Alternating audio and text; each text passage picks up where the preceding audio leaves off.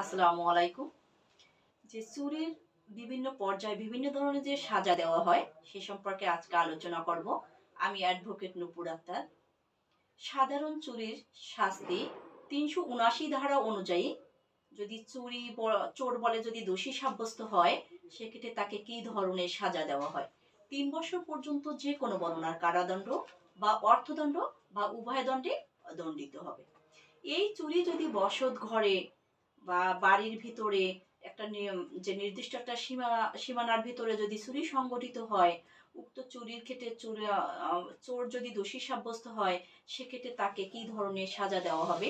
৭ বছর পর্যন্ত যে কোনো বর্ণনার কারাদণ্ড এবং অর্থদণ্ডে দণ্ডিত হবে।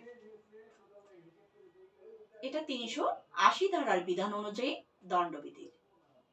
কেরানি বা চাকর কর্তৃক যদি চুরি সংগঠিত হয় ৩৮১ ধারার বিধান অনুযায়ী তাকে কি ধরনের ওই কেরানি বা চাকরকে শাস্তি দেওয়া হবে। ৭ বছর পর্যন্ত যে কোনো বর্ণনার কারাদণ্ড এবং অর্থদণ্ডে দণ্ডিত হবে। একজন অপরাধী ৩ বা তার ততোধিক বছর বা তার ঊর্ধ্বে যদি কোনো দণ্ডিত হয়ে থাকে, পরবর্তীতে যদি চুরি সংগঠিত করে পুনরায় সেক্ষেত্রে তাকে কি ধরনের সাজা দেওয়া হবে বা দণ্ডবিধির কত ধারায় উল্লেখ করা হয়েছে।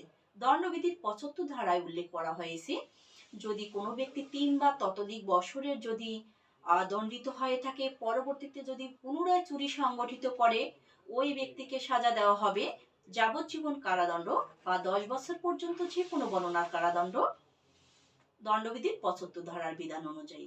যে চুরি শব্দটি সেম, কিন্তু যে এর কোন কোন পরিস্থিতিতে কোন কোন ধরনের সাজা দেওয়া হবে সেটা দণ্ডবিধিতে আলাদা আলাদাভাবে আলোচনা করা হয়েছে। দণ্ডবিধিতে চুরির একটি স্লাইড আছে, আর দণ্ডবিধিতে যে চুরির বিষয়বস্তু অস্থাবর সম্পত্তি হতে হবে। স্থাবর সম্পত্তি চুরি করা যায় না। আর যে অস্থাবর সম্পত্তি কোনগুলো এটা ডেফিনিশন দেওয়া আছে দণ্ডবিধিতে, সে সম্পর্কে আমরা জেনে নিব। আল্লাহ হাফেজ।